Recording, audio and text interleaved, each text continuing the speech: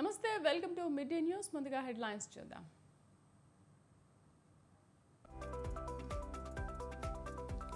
ఎన్డీఏలోకి టీడీపీని ఆహ్వానించిన బీజేపీ. పొత్తులు, సీట్ల సర్దుబాట్లపై రెండో దఫా చర్చలు.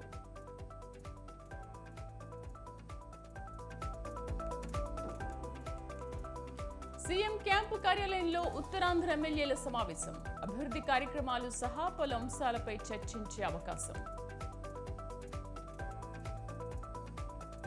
బీజేపీని నిలువరించాలంటే ఇండియా కూటమితోనే సాధ్యం.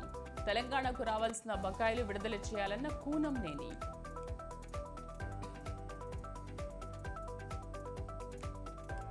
జలసౌధలో ఎన్డీఎస్ఏ నిపుణుల కమిటీ, ఇరిగేషన్ సెక్రటరీ, ఈఎన్సీ అధికారులతో సమావేశం.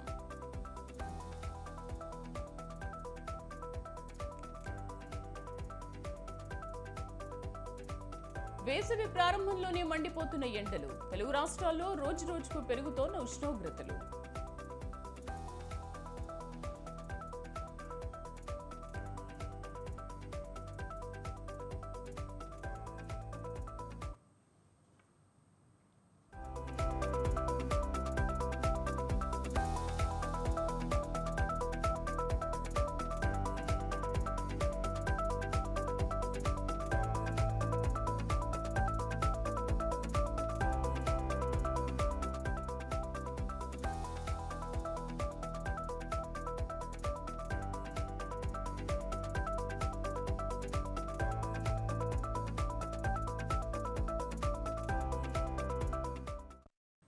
సీఎం క్యాంపు కార్యాలయంలో ఉత్తరాంధ్ర ఎమ్మెల్యేలు సమావేశమయ్యారు. ఈ భేటీకి మంత్రులు బూడి ముత్యాల నాయుడు, రాజన్న దొర, సీదిరి అప్పలరాజు, స్పీకర్ తమ్మినేని సీతారాం, మాజీ మంత్రి పుష్ప శ్రీవాణి, ఇతర ఎమ్మెల్యేలు హాజరయ్యారు.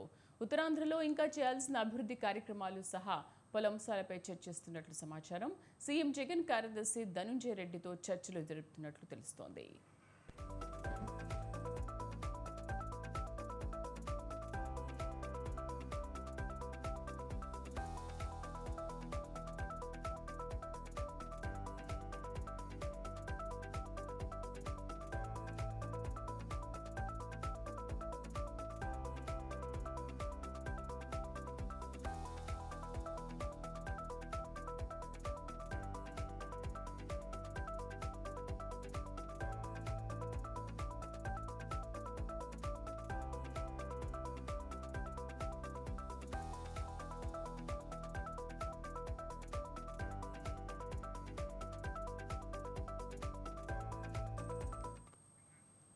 సీఎం క్యాంపు కార్యాలయంలో ఉత్తరాంధ్ర ఎమ్మెల్యేలు సమావేశమయ్యారు. ఈ భేటీకి మంత్రులు బూడి ముత్యాల నాయుడు, రాజన్న దొర, సీదిరి అప్పలరాజు, స్పీకర్ తమ్మినేని సీతారాం, మాజీ మంత్రి పుష్ప శ్రీవాణి, ఇతర ఎమ్మెల్యేలు హాజరయ్యారు. ఉత్తరాంధ్రలో ఇంకా చేయాల్సిన అభివృద్ధి కార్యక్రమాలు సహా పలు అంశాలపై చర్చిస్తున్నట్లు సమాచారం. సీఎం జగన్ కార్యదర్శి ధనుంజయ రెడ్డితో చర్చలు జరుపుతున్నట్లు తెలుస్తోంది. పూర్తి సమాచారం కరెస్పాండెంట్ రమేష్ అందిస్తారు. రమేష్, ఉత్తరాంధ్ర ఎమ్మెల్యేలతో ఎటువంటి సమావేశం జరుగుతోంది? ముఖ్యంగా ఏ అంశాలపైన ఫోకస్ పెట్టారు? స్పెషల్లీ ఉత్తరాంధ్ర పైన వైసీపీ ఎలాంటి ఫోకస్ పెట్టింది? శ్రీదేవి, ఈరోజు ఉత్తరాంధ్ర ప్రాంతానికి సంబంధించినటువంటి ఎమ్మెల్యేలు, మంత్రులతో పార్టీకి సంబంధించిన ముఖ్య నేతలు, అదేవిధంగా ఐపాక్ టీమ్ తో పాటు ధనంజయ రెడ్డి కూడా సమావేశమయ్యారు. ప్రధానంగా ఉత్తరాంధ్ర ప్రాంతానికి సంబంధించి గత ఎన్నికలకు ముందు ఏమైనా ఇంకా హామీలు అమలు చేయాల్సి ఉందా, హామీలు అమలు చేయాల్సి ఉంటే వాటి పరిస్థితి ఏంటి అనే అంశానికి సంబంధించి ఈ రోజు ప్రధానంగా ఆ ప్రాంతానికి సంబంధించిన నేతలతో పార్టీ ముఖ్య నేతలు చర్చిస్తూ ఉన్నారు. దీంతో పాటు ఇప్పటికే ఉత్తరాంధ్ర ప్రాంతంలో ఎమ్మెల్యే, ఎంపీ అభ్యర్థులకు సంబంధించి కొన్ని మార్పులు చేర్పులు కూడా చేయడం జరిగింది. మార్పులు చేర్పుల నేపథ్యంలో కొత్తగా ఎవరికైతే బాధ్యతలు అప్పగించారో వారు సక్రమంగా పనిచేయడంతో పాటు పాత వారికి సహకరించే విధంగా పనిచేయాలి. ఉత్తరాంధ్రలో వచ్చే ఎన్నికల్లో వైఎస్ఆర్ కాంగ్రెస్ పార్టీ మొత్తం అన్ని స్థానాల్లో కూడా విజయం సాధించే దిశగా పార్టీ కార్యక్రమాలు కావచ్చు, ఎన్నికలకు సమాయత్తం కావాలని కూడా పార్టీ ముఖ్య నేతలు దిశానిర్దేశం చేసినట్టు తెలుస్తోంది. ప్రధానంగా ఉత్తరాంధ్ర ప్రాంతానికి సంబంధించి నియోజకవర్గాల వారీగా ఇంకా అభివృద్ధి కార్యక్రమాలకు సంబంధించి కానీ, డెవలప్మెంట్ యాక్టివిటీస్ కి సంబంధించి ఏమైనా పెండింగ్ పనులు ఉన్నా కానీ, లేదంటే నిధులు విడుదల చేయాల్సి ఉన్న అంశాలన్నింటినీ కూడా ఈ రోజు చర్చించారు. ఏదైతే పార్టీ ముఖ్య నేతలు, అదేవిధంగా ధనుంజయ రెడ్డి పార్టీ ముఖ్య నేతలతో చర్చించారో ఆ అంశాలను సీఎం దృష్టికి తీసుకువెళ్తారు. సీఎం కూడా ఉత్తరాంధ్ర ప్రాంతానికి సంబంధించి చేయాల్సినటువంటి డెవలప్మెంట్ పైన ఆ పార్టీ నేతలకు ఒక స్పష్టమైన సందేశం కూడా ఇచ్చే అవకాశం ఉన్నట్టు తెలుస్తుంది. ప్రధానంగా వచ్చే ఎన్నికల్లో ఈ పార్టీని గెలిపిస్తే తిరిగి డెవలప్మెంట్ యాక్టివిటీని కొనసాగించడంతో పాటు ఈ సంక్షేమ కార్యక్రమాలన్నీ కూడా అమలు చేస్తారనే విషయాన్ని ప్రజల్లోకి విస్తృతంగా తీసుకువెళ్లాలనే అంశాన్ని పార్టీ నేతలకు దిశానిర్దేశం చేసినట్టు తెలుస్తుంది. దీంతో పాటు ఇటీవలే సీఎం జగన్మోహన్ రెడ్డి విశాఖలో పర్యటించారు. ఎన్నికల తర్వాత విశాఖలోనే సీఎం గా ప్రమాణ స్వీకారం చేస్తారని చెప్పడం జరిగింది. విశాఖలోనే ఉంటారని కూడా చెప్పినటువంటి నేపథ్యంలో పరిపాలనా రాజధాని కూడా త్వరలోనే విశాఖకు వచ్చే అంశాన్ని కూడా ప్రజల్లోకి తీసుకువెళ్లాలని కూడా చెప్పినట్టు తెలుస్తుంది. ఇక పార్టీ నేతలందరూ కలిసికట్టుగా పనిచేయాలి. ఒకవేళ టికెట్లు రాని వారు ఎవరైనా ఉంటే వారెవరు కూడా అసంతృప్తికి లోను కావాల్సినటువంటి అవసరం లేదు. వచ్చే ఎన్నికల తరువాత వాళ్ళందరికీ కూడా న్యాయం చేస్తామనే విషయాన్ని కూడా ఉత్తరాంధ్ర ప్రాంత నేతలకు స్పష్టం చేసినట్టు తెలుస్తూ ఉంది. Right Ramesh, thank you.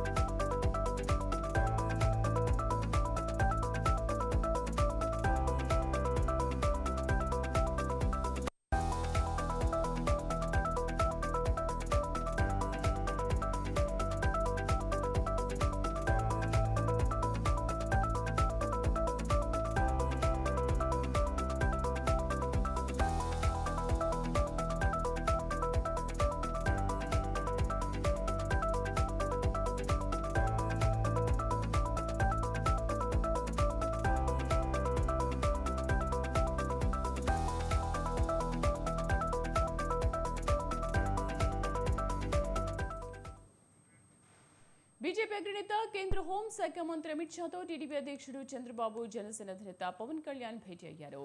ఢిల్లీలోని అమిత్ షా నివాసానికి వెళ్లిన చంద్రబాబు, పవన్ కళ్యాణ్ ఏపీ ఎన్నికల్లో సీట్ల సర్దుబాట్లపై చర్చించారు. రాష్ట్ర, దేశ ప్రయోజనాల కోసం కలిసి పనిచేయాలని నేతలు నిర్ణయించారు. ఈ సందర్భంగా ఎన్డీఏలోకి టీడీపీని బీజేపీ ఆహ్వానించింది. త్వరలో జరగబోయే ఎన్డీఏ భేటీకి టీడీపీ హాజరయ్యే అవకాశం ఉంది. ఎన్నికల్లో సీట్ల సర్దుబాటుపై 3 పార్టీల మధ్య అవగాహన కుదిరినట్లు సమాచారం.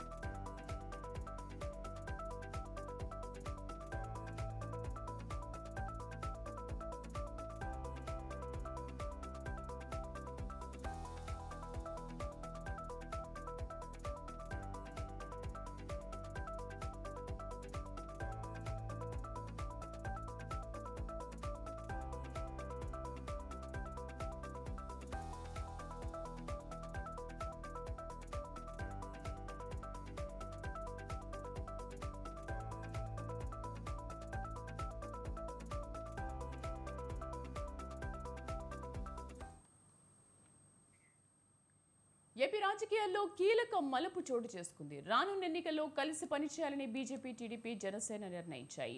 ఆ దిశగా ఒప్పందం చేసుకున్నాయి. మొత్తం 175 అసెంబ్లీ, 25 లోక్సభ స్థానాలకు గాను బీజేపీ, జనసేన కలిసి 30 అసెంబ్లీ, 8 లోక్సభ స్థానాల్లో పోటీ చేయాలని ప్రాథమిక అవగాహనకు వచ్చినట్లు సమాచారం. బీజేపీ అగ్రనేతలు అమిత్ షా, జేపీ నడ్డాలతో చంద్రబాబు నాయుడు, పవన్ కళ్యాణ్ల మధ్య జరిగిన సమావేశంలో ఈ దిశగానే చర్చలు జరిగినట్లుగా తెలుస్తోంది.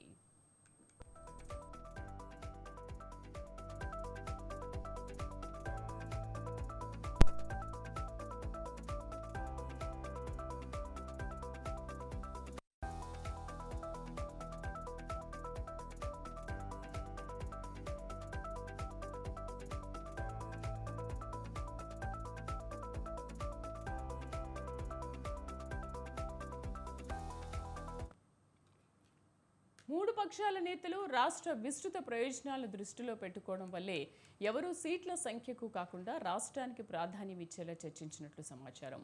జనసేన ఇదివరకు 24 అసెంబ్లీ 3 లోక్సభ స్థానాల్లో పోటీ చేయనున్నట్లు ప్రకటించిన ప్రస్తుతం బీజేపీ కూటమిలో చేరాలని నిర్ణయించాక ఇరు పార్టీలకు కలిసి కుదిరిన 30 అసెంబ్లీ 8 లోక్సభ స్థానాల్లో ఒక సీటు అటు ఇటుగా సర్దుకుపోవడానికి సిద్ధమైనట్లు తెలుస్తోంది. బీజేపీ 6 లోక్సభ స్థానాల్లో పోటీ చేసే అవకాశం ఉంది. 30 అసెంబ్లీ 8 లోక్సభ స్థానాలపై 3 పార్టీలు అవగాహనకు వచ్చినందున ఆ స్థానాలపై తదుపరి చర్చ జరగొచ్చని తెలుస్తోంది.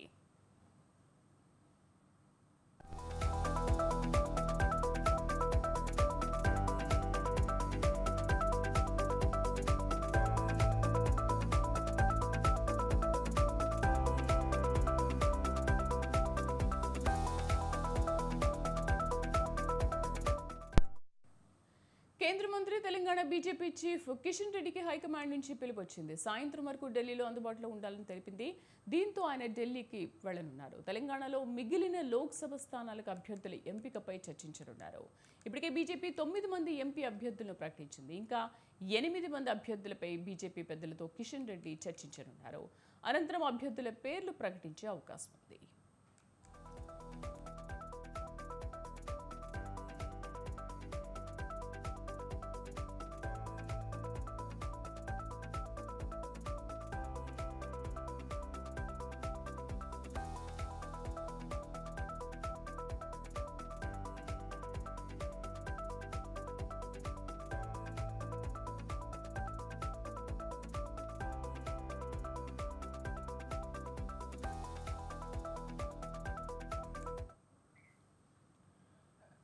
పాలమూరు రంగారెడ్డి ప్రాజెక్టు జాతీయ హోదా ఇస్తారా లేదా అనేది ఎన్నికలకు ముందే తెలియజేయాలని డిమాండ్ చేశారు సిపిఐ రాష్ట్ర కార్యదర్శి కూనంనేని సాంబశివరావు.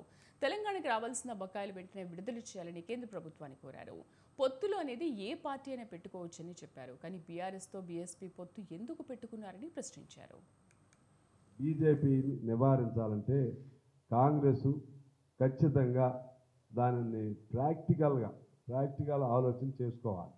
వాళ్ళకి మంచిది, ప్రజలకి మంచిది. ప్రాక్టికల్గా ఆలోచన చేయాలంటే మేము మిత్రధర్మంగా మేము కొన్ని స్థానాలు అడిగాం. కొన్ని స్థానాలు 5 సూచించాం. ఆ 5లో ఒకటాన్ని ఇవ్వమన్నాం, పార్లమెంట్ కాబట్టి. దాన్ని ఇవ్వటం వాళ్ళ ధర్మం. ఇవ్వమని మేము మీ ద్వారా తెలియజేస్తున్నాం. ఆల్రెడీ మేము అడిగేదాన్ని ఒకటి ప్రకటన చేసేసారని చెప్తున్నారు.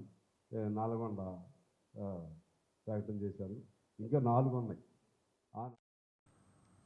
తాము బీజేపీని నిలువరించడం కోసం మునుగోడు ఉప ఎన్నికల్లో బీఆర్ఎస్తో పొత్తు పెట్టుకున్నామన్నారు.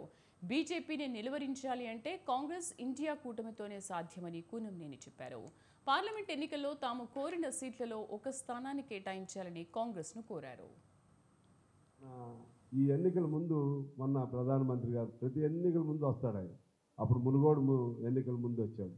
ప్రతి బై ఎలక్షన్ ముందు వస్తాడు, ఏదో పేరుతో వస్తూ ఉంటాడు. వచ్చి అడావుడి చేస్తాడు. అడావుడి చేసి మొన్న రోడ్లో ఏదో చేశారు. చేసి ఇక్కడేమో మా పెద్దన్న చిన్నన్న అని ముఖ్యమంత్రి ఆయన ఇద్దరు అనుకున్నారు. ఆడికి వెళ్ళాడు ఆయన. వెళ్ళి బండల మీద బండలు అందరి మీద వేసాడు. నరేంద్ర మోడీ ఆయన కనికరం లేని రాజకీయ నాయకుడు. ఆయన పాపం రేవంత్ రెడ్డి గారు ముఖ్యమంత్రిగా తను ఏదో ఫండ్స్ ఇస్తారని ఆయన అనుకున్నాడు. అనుకుని సహజమైనటువంటి మన తెలంగాణ భాషలో మా పెద్దలు అంటాడని ఆయన చెప్తే నరేంద్ర మోడీ గారు ఆడికి వెళ్ళి పక్కనే మీటింగ్ పెట్టి తిట్టకుండా వెళ్ళాడు. వీళ్ళేమో మర్యాద కాపాడితే నువ్వేం కాపాడుకున్నావని మేము అడుగుతున్నాం. నరేంద్ర మోడీ దేశ ప్రధానిగా అంతకుముందు నేను కేసీఆర్ తిడితేనేమో ఒక ప్రధానమంత్రి గౌరవించడం చేత కాదని అన్నాయి వాళ్ళు. ఇప్పుడు నువ్వు రాష్ట్రాన్ని ఏమి గౌరవించావు? నువ్వు రాజకీయ మీటింగ్ పెట్టడానికి వచ్చావా, లేకపోతే ప్రారంభ కార్యక్రమాలకు వచ్చావా? దేనికి వచ్చావో చెప్పాలి కదా. మల్కాజ్గిరి పార్లమెంట్ ఎన్నికల్లో కాంగ్రెస్ బీఆర్ఎస్ పార్టీలకు పోటీ చేసే సత్తా లేదని బీజేపీ ఎంపీ అభ్యర్థి ఈటెల రాజేందర్ అన్నారు. మేడ్చల్కు చెందిన రామన్న గారి శ్రీనివాస్ గౌడ్ ఆధ్వర్యంలో కొంతమంది యువకులు ఈటెల రాజేందర్ సమక్షంలో బీజేపీలో చేరారు. మల్కాజ్గిరి పార్లమెంట్లో బీజేపీ జెండా ఎగరవేయడం ఖాయమని ధీమా వ్యక్తం చేశారు. ప్రజలు మూడోసారి నరేంద్ర మోదీ ప్రధానమంత్రి చేయాలని దృఢ సంకల్పంతో ఉన్నారన్నారు. బీఆర్ఎస్కి చెందిన చాలా మంది బీజేపీలో చేరతారని తెలిపారు. మరి ముఖ్యంగా టౌన్లో యూత్ అంతా కూడా పెద్ద ఎత్తున ఈరోజు భారతీయ జనతా పార్టీ చేయాలి. అనేక మంది బీఆర్ఎస్ పార్టీలో ఉన్న నాయకత్వం అంతా కూడా ఈ దఫా భారతీయ జనతా పార్టీకి ఓటేస్తాం, మేము అవసరమైతే ప్రత్యక్షంగా చేరుద్దామని చెప్పి అనేక మంది ప్రజాప్రతినిధులు ఇవాళ మాతో టచ్లో ఉన్నారు. పెద్ద ఎత్తున జర్నీస్ కూడా కాబోతా ఉన్నాయి. అపార్ట్మెంట్లలో ఉన్న వాళ్ళు కావచ్చు, బస్తీలలో ఉన్న వాళ్ళు కావచ్చు, ఒకటే నినాదం. పోయినసారి జరిగిన చాలామంది కూడా మనకి ఈరోజు భారీ ఎత్తున ఈటెల సమక్షంలో ఆయన ఆధ్వర్యంలో చేరడం జరిగింది. ఈ ఈటెలకు మనకు చాలా మంచి అవకాశం వచ్చింది. మల్కాజ్గిరి నుంచి కూడా ఈరోజు మల్కాజ్గిరికి ఇంతకుముందు చాలాసార్లు కూడా ఎన్నో విధాలుగా ఎవరెవరో వచ్చి మంత్రి మల్లారెడ్డి ఇంతకుముందు అప్పుడు ఆయన ఎంపీగా చేసిండు.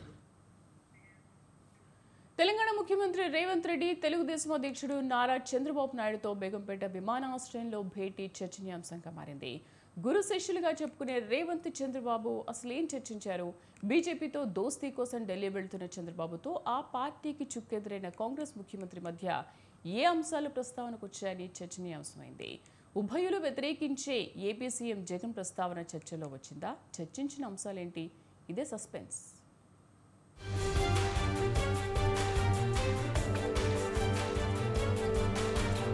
ఆయన తెలంగాణ ప్రస్తుత సీఎం, ఈయన ఏపీ మాజీ సీఎం. ఒకప్పుడు గురు శిష్యులు. బేగంపేట విమానాశ్రయంలో కలిశారు. దాదాపు 2 గంటల పాటు కబర్లాడుకున్నారు. ఇంతకీ ఏం చర్చించారన్నది $1 కోటి ప్రశ్న. చంద్రబాబు నాయుడు, రేవంత్ రెడ్డి గురువారం మధ్యాహ్నం 3:30 నుండి 5:30 గంటల వరకు సమావేశమైనట్లు తెలిసింది. పూర్వాశ్రమంలో రేవంత్ రెడ్డి తెలుగుదేశంలో పనిచేశారు. కాంగ్రెస్ పార్టీలో చేరకముందు తెలంగాణ టీడీపీ అధ్యక్షుడు పదవి బాధ్యతలు కూడా నిర్వహించారు.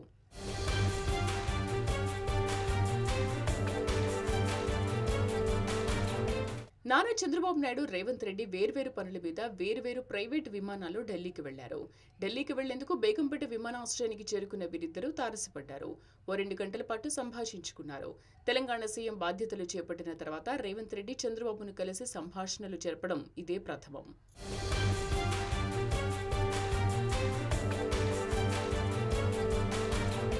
కేంద్ర హోంమంత్రి అమిత్ షా, బీజేపీ జాతీయ అధ్యక్షుడు జేపీ నడ్డా పిలుపు మేరకు ఎన్డీఏలో చేరే విషయం, ఏపీ అసెంబ్లీ ఎన్నికల సందర్భంగా టీడీపీ, బీజేపీ సీట్ల పంపిణీ వంటి విషయాలపై చర్చించేందుకు నారా చంద్రబాబు నాయుడు ఢిల్లీకి వెళ్లేందుకు బేగంపేట వచ్చారు.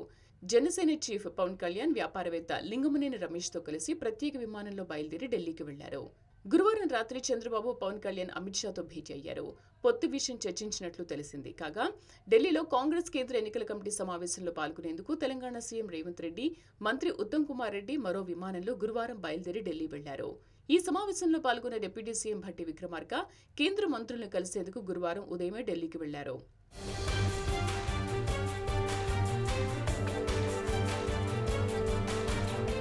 ఈ నేపథ్యంలో కాంగ్రెస్ సీఎం రేవంత్ రెడ్డి బీజేపీతో అలయన్స్ పై చర్చించేందుకు ఢిల్లీకి వెళ్తున్న తన గురువు చంద్రబాబుతో ఏం చర్చించి ఉంటారన్నది చర్చనీయాంశమైంది. కాంగ్రెస్, బీజేపీ పార్టీలు 2 వేర్వేరు రాజకీయ పార్టీలైన ఎన్డీఏ, ఐఎన్డీఏ కూటమికి నాయకత్వం వహిస్తున్నాయి.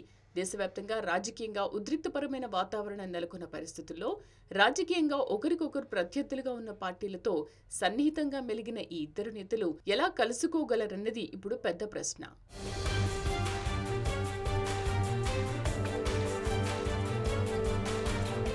రేవంత్ రెడ్డి తెలుగుదేశంలో ఉన్న నాటి నుంచి ఆయనకు చంద్రబాబు ఆశీస్సులు ఉన్నాయి. ఆయన నిర్ణయాలు, వ్యూహాలు చంద్రబాబు మాదిరిగా ఉంటాయనే టాక్ ఉంది. రాష్ట్ర విభజన తర్వాత ఒకప్పుడు టీడీపీలో ఉన్న రేవంత్ కాంగ్రెస్లో చేరారు. అలాగే తనతో పాటు టీడీపీలో ఉన్న సీతక్క, చాడ సురేష్ రెడ్డి, వేం నరేందర్ రెడ్డిలను కాంగ్రెస్ పార్టీలో చేర్చి కీలక పదవులే కట్టబెట్టారు.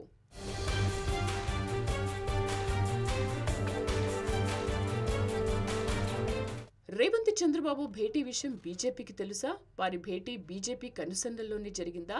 ఈ నాయకుల భేటీ తర్వాత పరిణామాలు ఏమిటి? చూడాల్సి ఉంది.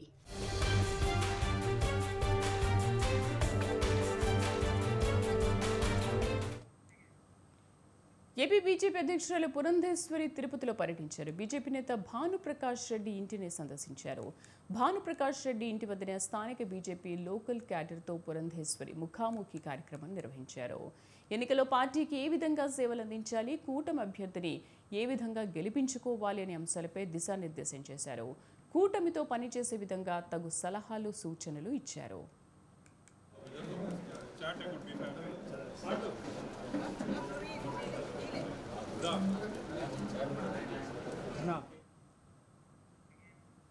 తిరుపతి జిల్లా తిరుపతి నియోజకవర్గంలో రోజు రోజుకి రాజకీయ వాతావరణం హీటెక్కుతోంది.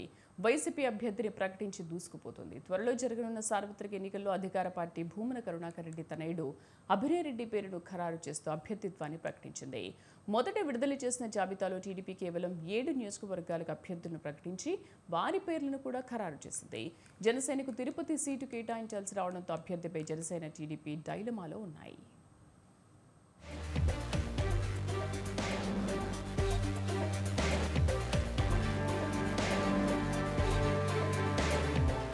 రానున్న అసెంబ్లీ ఎన్నికల్లో ఇటు టీడీపీ అటు జనసేన తాజాగా బీజేపీ కూటమి సీట్ల పంపిణీలో భాగంగా తిరుపతి సీటును జనసేనకు కేటాయించాలని నిర్ణయించుకుంది. ఈ నేపథ్యంలో తిరుపతికి చెందిన పార్లమెంట్ ఇన్ఛార్జ్ నరసింహ యాదవ్ అదేవిధంగా మాజీ ఎమ్మెల్యే సుగుణమ్మను టీడీపీ అధిష్టానం పిలిపించి తిరుపతి టికెట్ను కూటమిలో భాగంగా జనసేనకి ఇచ్చేలా నిర్ణయం తీసుకున్నట్లు స్పష్టం చేశారు. ఈ నేపథ్యంలో మాజీ ఎమ్మెల్యే సుగుణమ్మను జనసేన తీర్థం పుచ్చుకోవాల్సిందిగా సూచించినట్టు సమాచారం. టీడీపీకి పార్టీ సభ్యత్వానికి రాజీనామా చేసి సుగుణమ్మ త్వరలో జనసేన తీర్థం పుచ్చుకోనున్నట్లు తెలుస్తోంది.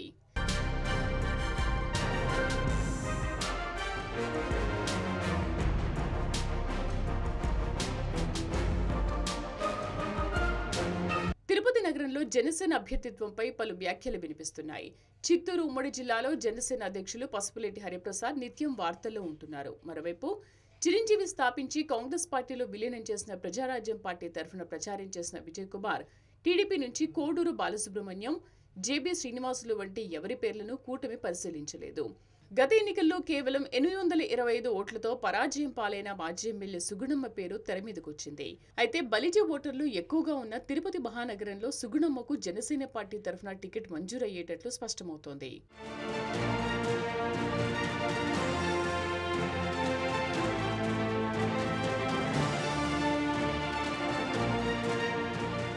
మొదటి నుంచి సుగుణమ్మ టీడీపీ తరఫున ఎమ్మెల్యేగా నిలబడి గెలిచి నగర ప్రజలకు సేవలందించారు. 2019 సార్వత్రిక ఎన్నికల్లో ఓటమి పాలైన సుగుణమ్మ ఏమాత్రం వెనకడుగు వేయకుండా టీడీపీ కార్యక్రమాల్లో చురుగ్గా పాల్గొంటూ వచ్చారు. ఇప్పుడు సుగుణమ్మ టీడీపీకి గుడ్ బై చెప్పి జనసేన తీర్థం పుచ్చుకుని 2024 సార్వత్రిక ఎన్నికల్లో కూటమి తరఫున జనసేన నుంచి తిరుపతి బరిలో నిలవనున్నారు. నగర ప్రజలు కూటమిలో భాగంగా సుగుణమ్మ అభ్యర్థిత్వంపై మొగ్గు చూపుతారా, అధికార పార్టీ ప్రకటించిన భూమన అభినయ్ రెడ్డి అభ్యర్థిత్వం వైపు మొగ్గు చూపుతున్నారా అన్నది సస్పెన్స్. ఎన్నికల నాటికి ఏ మార్పులు జరుగుతాయో టీడీపీ రెండో జాబితా ప్రకటన అనంతరం ఇది తేటతెల్లం కానుంది. తెలంగాణ పశుసంవర్ధక శాఖలో గొర్రెల స్కామ్లో మరో ట్విస్ట్ బయటపడింది. ఏసీబీ దర్యాప్తులో మరో 2 అధికారుల చిట్టాలు బయటపడుతున్నాయి. నెల్లూరు జిల్లాలో గొర్రెల అమ్మకదారులను చెల్లింపుల విషయంలో అవినీతి బయటపడింది. గొర్రెల పంపిణీలో అడిషనల్ డైరెక్టర్ చేతివాటం చూపించారు. ఏడీ గొర్రెల పంపిణీదారులకు డబ్బులు చెల్లించకుండా బినామీ ఖాతాల్లోకి నిధులు మళ్లించుకున్నారు. పంపిణీదారులకు డబ్బులు చెల్లించకుండా లంచం డిమాండ్ చేశారు.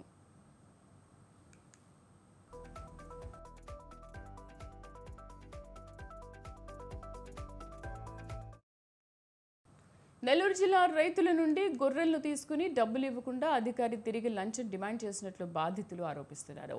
ఏడీ పాత్రపై విచారణ చేస్తున్నారు ఏసీబీ అధికారులు. ఇప్పటికే గొర్రెల పంపిణీలో జరిగిన అవకతవకలపై 7గురిపై కేసు నమోదు చేయగా 4గురిని అరెస్ట్ చేశారు ఏసీబీ అధికారులు. గొర్రెల స్కామ్ అక్రమాల్లో జాయింట్ డైరెక్టర్, అడిషనల్ డైరెక్టర్ పాత్రలపై ఏసీపీ దృష్టి పెట్టింది. జేడీ, ఏడీ అవినీతి చిట్టా ఆధారాలను ఏసీపీ సేకరించింది.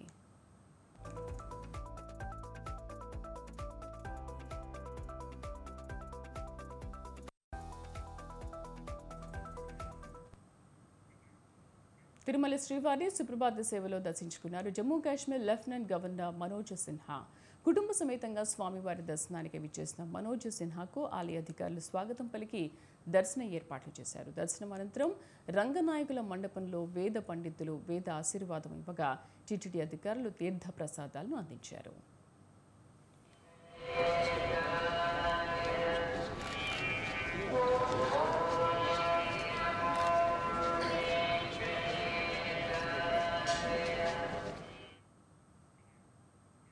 వేసవి ప్రారంభమైంది. మార్చి ప్రారంభంలోనే ఎండలు దంచి కొడుతున్నాయి. మొదటి వారంలోనే వేడి విపరీతంగా పెరిగింది. తెలుగు రాష్ట్రాల్లో రోజువారీ ఉష్ణోగ్రతలు దాదాపు 4 డిగ్రీల వరకు పెరిగాయి. తెలంగాణలోని పలు జిల్లాల్లో నిన్న పగటి ఉష్ణోగ్రతలు దాదాపు 40 డిగ్రీల వరకు నమోదయ్యాయి. గత ఏడాది ఇదే సమయంలో 35 డిగ్రీలుగా ఉష్ణోగ్రతలు ఉన్నాయి. అంటే ఈసారి వేసవి ప్రారంభంలోనే ఎండలు మండిపోతున్నాయన్నమాట.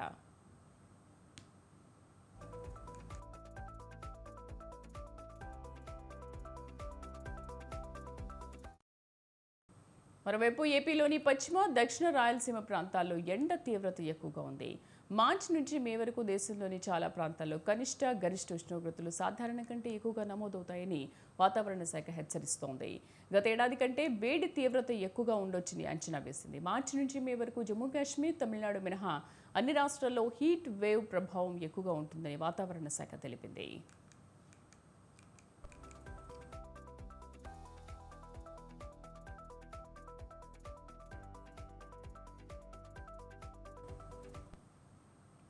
ఎలినినో ప్రభావంతో ఏడాది ఎండలు ఎక్కువగా ఉంటాయని వాతావరణ శాఖ తెలిపింది. ఎలినినో ప్రభావం 2023 నుంచి 2024 జూలై వరకు కొనసాగుతోంది. దీని ప్రభావంతో గత వర్షాకాలంలో ఎక్కువగా వానలు కురవలేదు. 2023 ఆగస్టులో ఎప్పుడూ చూడని పరిస్థితి నెలకొంది. అంతేకాకుండా శీతాకాలంలో దేశంలోని పలు రాష్ట్రాల్లో చలి ఎక్కువగా నమోదైంది. అయితే ఏప్రిల్ నాటికి ఎలినినో ప్రభావం తగ్గనుందని వాతావరణ కేంద్రం తెలిపింది.